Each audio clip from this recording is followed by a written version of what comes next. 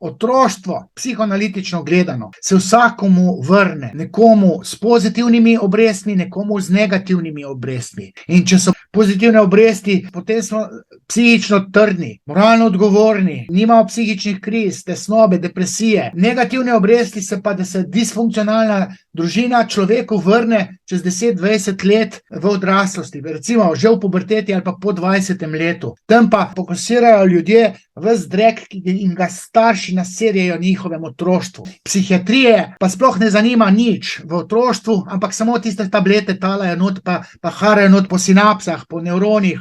Tako moramo to razumeti, ker se nam otroštvo simbolno ponovi. In če je otroštvo ok, imamo ok odraslost. Če pa primarna družina čist zjebana, ali pa če bo par teh ključnih dogodkov, se nam ti ključni dogodki vrnejo in potem se nam psihično zdravje ruši. In se ga je treba lotiti s pogovarjanjem, s talking cure, ne pa s tableti.